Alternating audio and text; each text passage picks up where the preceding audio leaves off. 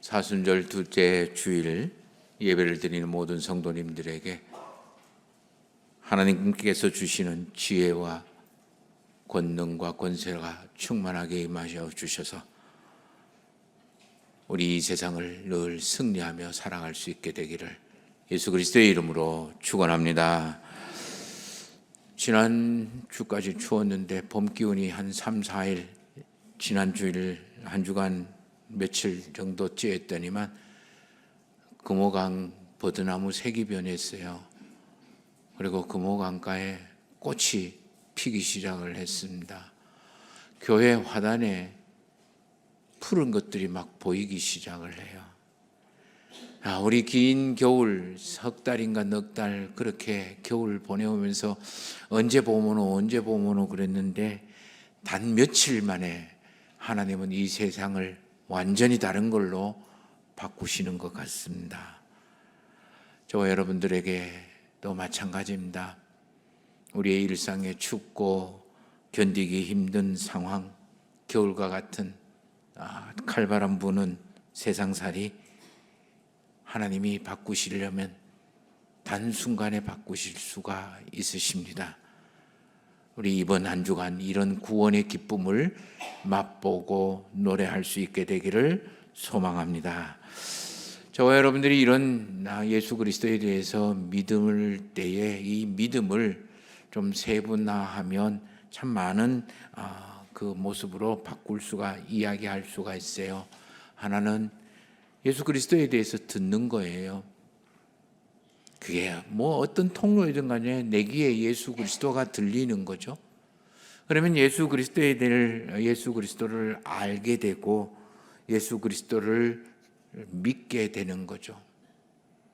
그럼 믿으면 내 삶이 점점 예수무리해집니다. 예수님을 닮아가는 거죠. 내 삶이 예수님을 닮아가면 내 생각도 판단 기준도 선택도 이루고 싶은 목표도 조금씩 예수님을 닮아서 변화되어지는 거죠.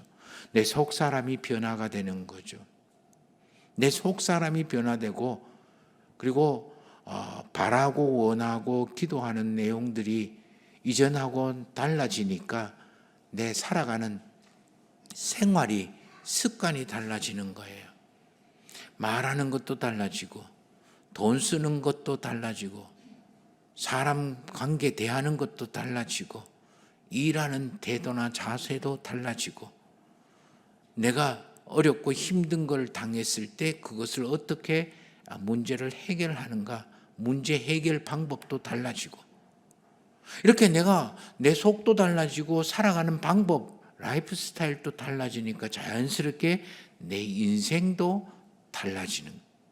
그래서 이런 믿음의 과정을 전체를 한마디로 압축해서 이야기를 하면 사도 바울은 새로운 피조물이다 그렇게 이야기를 합니다. 껍데기는 비슷하고 옛날하고 똑같은데 사람이 바뀐 거예요. 사는 게 바뀐 거예요. 생각이 바뀌는 거예요. 새롭게 됐고 바뀌어지는 것. 이게 믿음의 핵심이에요. 이것을 세분하고 나누면 이렇게 듣고 알고 믿고 담고 내 속이 바뀌고 내 생활이 바뀌고 인생이 바뀌고 그래서 새로운 피조물이다 이렇게 이야기를 할 수도 있겠지만 이거를 압축해서 두 단어로 바꿀 수도 있어요. 압축해서 바꾸면 바로 믿음과 예수 그리스도를 믿는 믿음과 그리고 그 예수 그리스도를 믿는 믿음에 따르는 내 반응, 고백이라고 표현을 하고 싶습니다. 사순절 기간 동안 예수님이 어떤 분이신지에 대한 알과 들음과 알과 그리고 믿음까지 이루어지기를 바라고 또한 이 예수 그리스도에 대해서 알고 듣고 알고 믿는 것이 저와 여러분들의 일상에서 이러저러한 모습으로 변화되어지고 고백되어지는 것, 그 일들을 우리 사순절 기간 동안 주일마다 해보고자 합니다. 믿음과 고백이 어느 하나 등한시 되어지지 아니하고 동전의 양면과 같이 딱 붙어 있어요. 믿음이 있는 곳에는 고백이 있어야 되고 고백이 있는 곳에는 믿음이 있어야 돼요. 어느 하나 모자라면 바른 신앙이라고 할 수가 없어요. 제대로 된 신앙이라고 할 수 없죠. 믿음과 고백이 균형을 잡고 있을 때 우리는 올바른 신앙생활을 하고 있다라고 해도 과언이 아닐 거예요. 자, 오늘 말씀 48절 말씀을 한번 보십시다. 요한복음 6장 48절입니다. 원래 우리 오늘 말씀을 묵상하기 위해서는 요한복음 6장 22절부터 마지막 우리 71절까지 쭉 읽어야 되는데 그 중간만 읽어서 좀 그러실 겁니다. 그러나 우리 한번 48절 말씀, 요한복음 6장 48절 말씀입니다. 우리 같이 한번 읽어볼까요? 내가 곧 생명의 떡이니라. 35절 말씀을 보십시다. 예수께서 이르시되 나는 생명의 떡이니 라고 이야기합니다. 32절 말씀을 보십시다. 맨 마지막에 하늘로부터 참떡을 주신다라고 이야기를 합니다. 예수님은 자기 자신에 대해서 이야기하고 설명하시기를 나는 생명의 떡이다 이렇게 이야기합니다. 그러므로 예수님이 하시는 일이나 예수님을 알면 우리 이 일상생활에 있는 떡이 어떤 의미를 가지고 있고 떡이 뭔지를 알면 예수님이 나에게 어떤 존재인지를 우리가 쉽게 알 수가 있을 거고 생각할 수가 있을 거예요. 우리가 읽는 성경에는 떡이라고 하는 이 말은 영어 성경이나 다른 번역에 보면 빵이라고 번역을 하기도 해요. 또 한국의 어떤 신학자는 우리나라로 번역을 할 때 제일 좋은 이미지는 밥이다. 그렇게 밥이라는 의미와 같다. 그렇게 번역을 합니다. 밥이든 떡이든 빵이든 예수님은 어떻게 자기 자신을 떡이라고 표현을 했고 이 떡의 이미지가 또는 떡의 역할이 성경에서는 도무지 어떤 식으로 사용되었는지를 알면 우리가 예수님이 나에게 어떤 분인지 우리에게 어떤 분인지를 알게 될 거예요. 먼저 성경은 떡을 하나님께 드리는 최고의 헌신으로 사용이 되어집니다. 레위기에 보면 이스라엘 백성들이 하나님께 제사를 드리는 그런 내용들이 많이 나오는데 거기 보면 항상 떡이 늘 사용이 되어지는 거예요. 그리고 유대인들의 이스라엘 백성들에게 하나님의 임재의 상징인 성막과 그리고 성전에는 반드시 이 떡을 날마다 진설을 해야 돼요. 진설을 했다라는 말은 우리나라로 쉽게 이야기하면 진열을 해야 돼요. 상을 차려야 돼요. 그것을 진설상이라고 이야기해요. 그 상의 이름을. 그리고 그 진설된 떡을 진설병, 한자로 떡병자를 써서 진설병이라고 이야기를 하는 거예요. 각 지파의 모습 따라 6개씩 늘 그 성막 안에 그리고 성전 안에 쌓아 놓아야 되는 거예요. 그러므로 이 떡은 이스라엘 백성들이 하나님께 드리는, 하나님께 고백하는 최고의 헌신의 고백, 섬김의 고백이라고도 할 수가 있는 거죠. 그다음에 이 떡은요, 성경에서 내 이웃에게 환대하고 이웃을 받아들이고 그리고 맞이하고 접대하고 섬기는 그런 이미지로 많이 사용되어집니다. 소돔과 고모라 성이 악의 절정에 달했어요. 하나님이 이 소돔과 고모라 성을 정찰하려고 나그네의 모습으로 이 땅에 내려오셨대요. 때마침 아브라함이 머물러 있던 그 장막 앞을 지나가는데 그 장막 앞에 있던 이 아브라함이 지나가는 나그네 세 사람을 불러다가 접대를 합니다. 환대를 합니다. 그때 사용되어지는 게 떡이에요. 이방인 룻이 모압 땅에서 베들레헴으로 왔습니다. 먹을 것이 없고 굶어 죽기 딱 좋은 그런 상황에서 보리 이삭을 주우러 들판에 나갔습니다. 열심히 보리 이삭을 주는데 그 보리가 먹을 수 있겠습니까? 없어요. 배는 고파오고 그럴 때 그 밭 주인인 보아스라는 사람이 저 여자는 누구냐? 룻이라고 하는데요. 아침부터 나와서 저렇게 열심히 줬습니다. 얼마나 착한지 몰라요. 저 시어머니 나오미를 쫓아서 여기까지 왔네요. 모압 여자예요. 보아스가 그 룻에게 이야기하고, 그리고 종들에게 이야기해. 떡 마음껏 줘라. 마음껏 먹을 수 있도록 떡을 주라. 환영한다라는 거예요. 그리고 접대를 하고 그리고 수용을 한다라는 그런 뜻이에요. 다윗이 압살롬의 반역에 쫓겨서 궁궐을 버리고 급히 도망을 칩니다.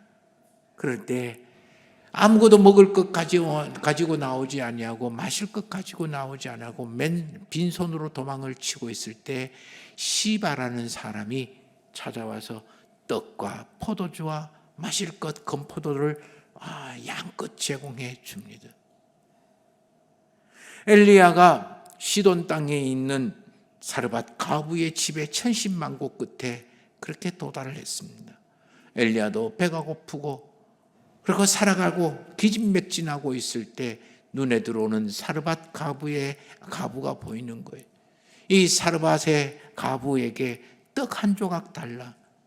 그때 이 사르밧의 가부는 자기의 마지막 떡을 구워서 엘리야에게 나눠줍니다. 부활하신 예수 그리스도가 갈릴리 바닷가에서 옛날로 돌아가 고기를 잡고 있는 제자들을 부르고 기다리면서 그 새벽 모닥불 위에 떡과 고기를 굽습니다. 예수님도 우리에게 주어진 여러 가지의 일들을 보면요, 바로 우리가 하나님의 이름으로 내 옆에 있는 사람을 접대하고 그리고 떡을 나눌 때에 우리가 놀라운 은혜의 풍성함을 누리는 거예요. 그러므로 떡은 다른 사람에게 나눠줌으로써 이웃을 접대하고 환대하는 그런 뜻을 가지고 있는 거예요. 또한 이 떡은요, 우리가 알고 있는 것처럼 살아갈 수 있는 힘과 능력, 용기를 북돋아주는 그런 의미로도 사용되어요. 이스라엘 백성들이 출애굽을 할 때 양을 잡습니다. 그 양의 피를 문설주에 이렇게 뿌리고 난 뒤에 집안에서는 무교병, 즉 누룩이 들어가지 않는 떡을 떼 먹고 나누고 먹습니다. 이 떡을 먹는 사람은 생명이 보존되어지고 그리고 긴 출애굽의 여정에 용기와 힘과 능력을 얻게 됩니다. 다윗이 사울 왕에게 쫓겨서 도망을 칠 때에 굶주린 배를 일구고 아무것도 먹지 못하고 허기진 상태로 노베 땅으로 들어갑니다. 그때 제사장 아히멜렉이 주는 조금 전에 이야기했던 성전 제단에 있는 진설떡을 먹게 되고 다시 길을 걸어가서 삶을 살아가게 되는 거예요. 엘리야가 이세벨 왕비에게 쫓겨서 호렙산 밑에가 가시던 불 밑에 가서 죽고자 이야기할 때에 하나님은 엘리야를 깨워서 떡과 물을 주고 일어나 먹어라, 네가 길을 못 갈까 하노라, 그렇게 이야기합니다. 예수님은 굶주려 있는 광야의 사람들에게 보리떡 5개와 물고기 2마리를 가지고 이들이 이 빈들에서 굶주려 죽을까 한다고 그들을 먹이시고 12강주리를 남게 하는 생명의 떡으로 만드시는 거예요. 예수님은 잡히시기 전날 밤에 제자들과 함께 유월절 떡을 떼어 나누어 주면서 받아 먹으라, 이것은 너희를 위하는 내 몸이다 라고 생명과 살아갈 수 있는 힘과 능력을 공급해 주는 상징적인 요소로 떡을 사용하십니다. 그러므로 성경에서 떡이라는 이야기는요, 내 삶을 유지하고 살아갈 수 있는 힘과 낼 수 있는 능력을 공급해 주는 그러한 뜻으로 사용이 되어집니다. 그런데 이 떡은요, 반대로 사용되어질 수도 있어요. 그건 바로 유혹과 시험, 탐욕에 빠지는 저와 여러분들의 모습을 이야기할 때도 있어요. 야곱이 형 에서를 속일 때 배고프고 굶주린 그런 에서를 속일 때 바로 팥죽과 떡을 사용을 하는 거예요. 야곱이 눈먼 아버지 이삭을 속일 때도 바로 이 떡과 고기를 사용을 하는 거예요. 이스라엘 백성들이 광야에서 애굽에서 나올 때 가지고 나온 양식이 다 떨어졌을 때 떡이 없다고 하나님께 불평하고 원망하고 하나님을 시험하는 그런 모습이 되는 거예요. 다윗이 광야에 사울 왕에게 쫓겨서 광야에서 생활을 할 때에 다윗 그 주변에 있는 사람들이 다 굶주리고 배고프고 사막에서 먹을 것이 없어서 헉헉거리고 있을 때 그 주변에 있는 나발이라는 부자가 있었다. 그래서 정상적인 절차를 따라 정상적인 방법을 따라서 이 나발에게 우리에게 먹을 걸 좀 달라라고 이야기할 때 이 나발은 탐욕에 사로잡혀서 어리석게 이것을 허락해 주지 않습니다. 예수님은 광야에서 40일 시험을 마치고 난 다음 제일 먼저 돌이 떡이 되도록 만드는 시험과 유혹을 당하게 합니다. 그래서 성경은 이 떡은 사람을 유혹하고 사람을 시험하고 사람을 용심으로 가득 채우게 만들어 믿음의 길을 걸어가지 못하게 만드는 아주 중요한 역할을 하는 게 이 떡이기도 하는 거예요. 자, 이제까지 설명했는 것, 이 성경에 나오는 떡의 그 종합된 이미지는 어떤 것일까? 성경에서 떡이 사용될 때는 사람에게 가장 중요하고 가장 요긴하고 가장 있어야 될 가장 핵심적인 요소로 이 떡을 이야기합니다. 그렇기 때문에 하나님께 헌신할 때도 내게 가장 필요하고 좋은 것 반드시 있어야 되는 것으로, 또 내 옆 사람을 존중하고 내 옆 사람에게 대접하고 내 옆 사람을 환대하는 것으로 표시로 내게 가장 중요하고 가장 소중한 떡으로,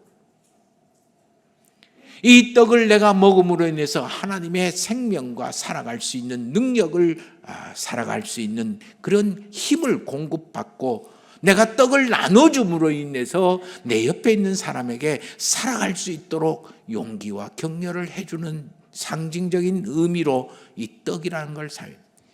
그렇게 해서 중요하고 그렇게 필요하고 나에게 꼭 있어야 되는 것이기 때문에 이게 유혹과 시험과 탐욕의 상징으로도 이용되고 사용이 되어지는 거예요. 그래서 그런지 하나님은 항상 이 떡에 복을 주신다라고 이야기합니다. 신명기 28장 말씀해 보니까 하나님께서 들어가도 복을 받고 나와도 복을 받고 어디서든지 다 복을 받는데 거기에 아주 중요한 표현 하나가 있어요. 너의 광주리에 그리고 너의 떡 반죽 그릇이 복을 받을 거다라고 이야기합니다. 저와 여러분들에게 또 이스라엘 백성들에게 사람에게 가장 소중하고 중요한 것이고 생명에 직결되는 것이기에 이 사단의 유혹과 사단의 시험, 탐욕이 자리 잡기도 한 거예요. 그래서 예수님은 바로 나는 생명의 떡이다라고 이야기를 하는 그 이유의 핵심은 자기 자신이 하나님에 대한 온전한 헌신의 모습으로 나는 떡이다, 하나님께 드려지는 떡이다, 진설병과 같은 의미, 또 하나님이 나약하고 부족하고 그리고 우매하고 완악한 저와 여러분들을 그냥 환영하고 환대하고 수용하고 받아준다라는 의미로 떡이 되는 거예요. 하나님이 우리에게 주는 떡이 되는 거예요. 그렇기 때문에 이 떡을 머금는 저와 여러분들이 또는 이 세상의 사람들이 하늘의 생명과 하늘의 생기와 하늘의 살아갈 힘과 그리고 살아낼 힘과 능력을 공급받는 의미로 내가 생명의 떡이다. 이 세상의 모든 유혹과 시험을 이기고 하나님의 뜻을 온전히 따라 하나님의 길을 걸어가는 그 모습의 고백으로 나는 생명의 떡이다. 예수님이 이렇게 이야기하시는 거예요. 그러므로 예수님이 생명의 떡이다라고 이야기하시는 이 말씀을 우리가 들었고 알고 믿는다면 저와 여러분들은 이렇게 또 고백을 해야 되는 거예요. 내 생명의 떡은 오직 하나님만 주실 수가 있습니다. 이 고백을 해야 돼요. 오늘 말씀을 보시기를 바랍니다. 32절 말씀. 내 아버지, 마지막입니다. 내 아버지께서 너희에게 하늘로부터 참떡을 주시나니. 33절. 하나님의 떡은 하늘에서 내려 세상에 생명을 주는 것이라. 그리고 35절 말씀. 나는 생명의 떡이다. 내게 오는 자는 줄이지 않고 목마르지 않을 거라고 이야기합니다. 떡은 어디서 온다고요? 하늘에서 온다고. 그러므로 저와 여러분들이 이 떡에 대한 욕심, 떡에 대한 탐욕을 버리라는 거예요. 그게 우리의 믿음의 고백이에요. 예수님은 너희는 뭘 먹을까, 무엇을 마실까, 무엇을 입을까 생각하고 염려하고 걱정하지 말라. 이러한 생각은 하나님을 믿지 않는 사람들이나 하는 생각들이다. 너희는 오직 하나님의 의와 그의 나라를 구해라. 참새보다 더 중요하지 않느냐? 너희들이 더 소중하다. 참새도 먹이시는 하나님이 하물며 너희를 먹여 살리지 않겠느냐? 사람이 신앙생활 하는데 또는 사람 자체도 그런 것 같아요. 또 신앙생활 하는데도 그런 넘어지고 제대로 살지 못하는 것은 다 이 떡에 대한 탐욕이 지배를 할 때 우리가 제대로 못 사는 거예요. 내가 이 떡을 만들어내겠다라고 시작을 하고 생각을 할 때 우리는 제대로 못 살아요. 세계 역사를 한번 가만히 봐도요. 모든 전쟁과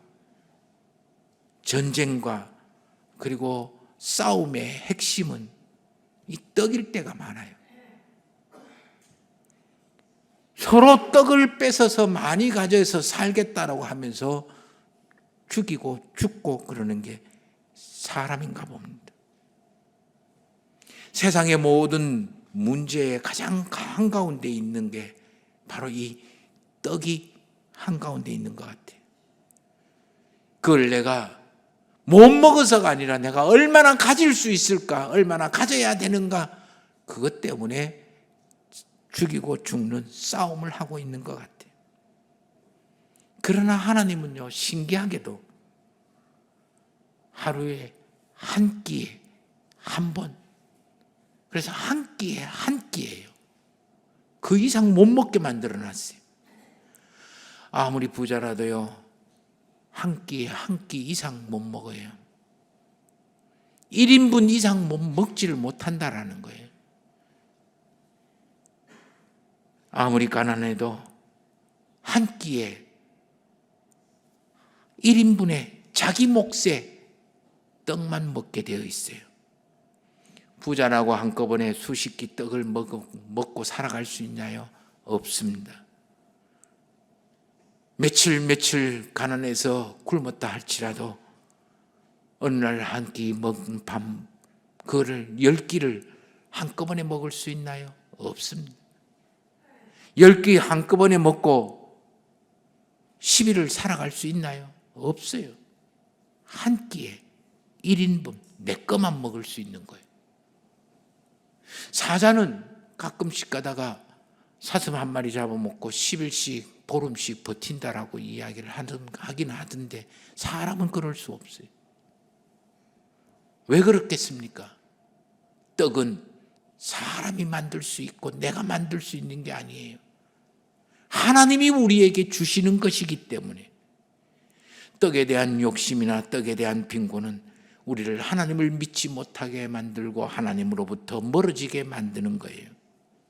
그러므로 우리는 늘 일상 식사를 할 때든지 어떤 때든지 내 떡이 하나님이 주시는 선물이요 하나님의 은총이고 복인 것을 고백하며 살아야 되는 거예요. 근데 놀랍게도 이 떡은 먹어야 하는 거예요. 먹지 않으면 떡이 나에게 아무런 소용이 없어요. 그림의 떡이라는 말이 있습니다. 아무리 좋아도 소용이 없다라는 그런 의미로 그림의 떡이다라고 이야기를 하죠. 그래서 밥, 떡, 빵은 항상 먹는다라는 말과 같이 사용이 되는 거예요. 오늘 말씀에도 보니까 요한복음 6장의 말씀을 보면요, 그 떡을 먹는다라는 말 제가 한번 헤아려 보니까 한 10번 정도 먹는다 같이 쓰여지는 거예요. 우리가 떡이신 예수 그리스도를 우리가 어떻게 먹겠습니까? 눈에 보이지도 아니하고 알 수도 없는 이 떡이신 예수 그리스도를 우리가 어떻게 먹을 수 있겠습니까? 밥 먹는 거 생각을 해보시기를 바랍니다. 밥을 먹으면요, 그 밥을 내 속에 들어오면 내가 그것을 분해하고 소화를 해서 다 흡수를 합니다. 그게 먹는 거예요. 내가 밥을 먹지 않는다라는 것은 밥은 밥대로 놀고 나는 나대로 놀 때 그때 밥을 먹는 게 아니죠. 내가 밥을 먹는다라는 것은 내가 떡을 먹는다라는 것은 이 떡과 내가 하나가 된다라는 거예요. 떡이신 예수 그리스도께서 우리에게 말씀으로 이야기하실 때 그 말씀을 받아 듣고 믿고 따르는 완전히 소화가 돼서 말씀이 내 안에 내가 말씀 안에 거하는 하나가 되는 그때가 바로 영접한다라고 이야기를 하고 그리고 그 영접이 내가 말씀을 떡을 먹는다라고 표현을 하는 거예요.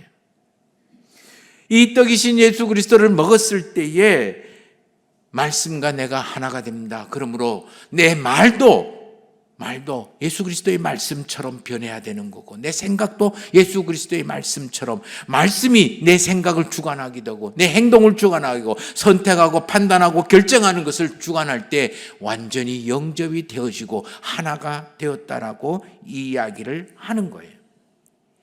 그런데요, 이 말씀은요, 규칙적으로 지속적으로 먹어야 돼요. 어떤 사람이 밥을 먹는데 오늘은 새벽 5시에 먹고 내일은 10시에 먹고 아니면 세 끼 중에 아무것도 안 먹고 저녁 10시에 배 터지게 먹고 이 밥 먹는 시간이 들쭉날쭉 그러면 그건 먹는 게 아니죠. 그리고 이것을 하루에 왕창 먹고 한 3일 안 먹고 그럴 수는 없는 거예요. 가만 보면 밥 먹는 건요, 규칙, 정시에 제대로 된 거를 그렇게 지속적으로 먹어야 되는 거예요. 떡이신 예수 그리스도도 마찬가지예요. 우리가 말씀을 먹을 때 어느 날 영적으로 충만해져 가지고 앉아 가지고 마태복음 다 읽고 그리고 난 다음에 까맣게 잊어버리고 그게 먹는 게 아니에요. 매일매일 양이 중요한 것이 아니라 바로 매일 규칙이 중요한 거예요. 지속적으로 먹어야 돼요. 자, 우리 성도님들 지금 앉아가지고 지금 열심히 설교를 듣고 제가 지금 여기서 설교를 하고 그다음에 예배를 우리가 드리고 있습니다. 이 드리는 내 육신의 에너지, 내 생각의 에너지는 언제 먹은 걸까요? 지난주에 먹었던 거라. 그 지난주에 먹었던 그게 소화가 돼서 나에게 힘이 되고 지금 이야기하는 거예요. 말씀이신 예수님은 바로 지난주에 먹었던 그 말씀이, 그 지난주에 먹었던 말씀이 지금 내가 살아갈 수 있는 용기와 힘과 살아낼 수 있는 그런 능력으로 주어지는 거예요. 그래서 예수님의 말씀이신 예수님을 우리는 규칙적으로 지속적으로 먹어야 된다는 거예요. 그래서 예수님은 우리에게 뭐라고 이야기합니까? 일용할 양식이라고 이야기하는 거예요. 오늘 구약의 말씀도 마찬가지입니다.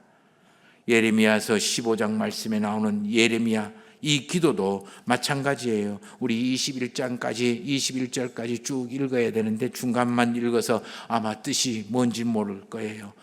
예레미야가 하나님께 기도합니다. 아이고 어머니요, 나 왜 이렇게 낳았습니까? 내가 저 사람하고 내 주변의 사람들하고 돈 거래를 한 거, 돈을 빌려준 것도 아니고 내가 그 사람들에게 돈을 빌린 것도 아닌데 왜 내 주변은 전부 다 나를 못 잡아먹어서 안달인 원수들만 있을까요? 왜 내 주변은 나를 저주만 할까요? 그러자 그 이야기를 들은 하나님께서 무슨 소리 하느냐, 내가 너를 강하게 하고 내가 너에게 복을 받게 할 거다라고 이야기를 합니다. 그러자 이 예레미야가 어떻게 하면 되는데요? 그래요, 맞아요. 느끼고 깨달았어요. 내가 주의 이름으로 불리기는 불리우지요. 내가 주의 말씀을 얻어먹어서 지금 이렇게 살아가고 있습니다. 이 말씀을 얻어먹기 위해서 기뻐하고 즐거워하고 지 편하고 지 좋아하고 지 하고 싶은 것에 끼리끼리 오로로로 몰려다니는 그 자리에 가지 아니하고 77절 말씀, 주의 손에 붙들려 혼자 앉아 말씀을 먹습니다. 이렇게 이야기하는. 하나님은 에스겔에게도 그 발강가 그 주변에 앉아가지고 망해버린 나라를 고민하고 걱정하고 가슴 아파하고 있는 이 에스겔에게 이야기합니다. 이 두루마기를 받아 먹으라. 에스겔이 입을 벌리고 있자 하나님이 말씀의 두루마기를 먹여줍니다. 먹으니 달기가 꿀과 같다라고 이야기합니다. 시편에서는 어떤 사람이 복을 받습니까? 의인의 길을 기꺼이 걸어가서 잎사귀가 마르지 아니하고 모든 일에 형통한 사람은 여호와의 율법을 주야로 묵상 먹는 사람이다. 예수님도 사람은 떡으로 사는 게 아니라 하나님 입에서 나오는 말씀으로 산다라고 이야기하는. 포악한 로마 군대 박해에 붙잡혀서 대리석 캐는 채석장의 노예로 살아갑니다. 그러면서도 교회를 생각하고 우리 주 예수 그리스도의 이름으로 어떻게 살아야 될지 고민하고 있는 사도 요한에게 하나님은 찾아와셔서 말씀을 먹이고 그 말씀으로 인해서 이 사도 요한은 살아갈 용기와 능력을 공급받고 박해받고 있는 초대교회 주변에 있는 사람들에게 요한 계시록을 써서 보내는 거예요. 먹이는 거예요. 예수님은 우리의 떡입니다. 중요한 것은 내가 그 예수 그리스도를 규칙적으로 지속적으로 먹느냐, 여기에 달려 있는 거예요. 저와 여러분들이 예수 그리스도의 떡을 먹음으로 살아가는 것처럼 사순절 둘째 주간 예수 그리스도를 따라간다며요. 예수 그리스도를 닮기를 원한다며요. 그러면 내 옆에 있는 사람들에게 이번 한 주간 떡이 되십시오. 그래서 내 옆에 있는 사람을 살려내고 지쳐있는 내 옆에 있는 사람을 살려낼 수 있고 그리고 힘들어하는 주저앉아 있는 내 옆에 있는 사람을 다시 살아갈 수 있게 만드는 생명의 떡이 되십시오. 나를 기꺼이 내주십시오. 놀랍게도요, 그때 보리떡 5개와 물고기 2마리를 5,000명이 먹고 12강주리를 남기는 것처럼 풍성함이 저와 여러분들에게 주어질 겁니다. 이 놀라운 하나님의 기적의 법칙을 그대로 경험할 수 있는 우리 성도님들이 되시기를 예수 그리스도의 이름으로 축원합니다.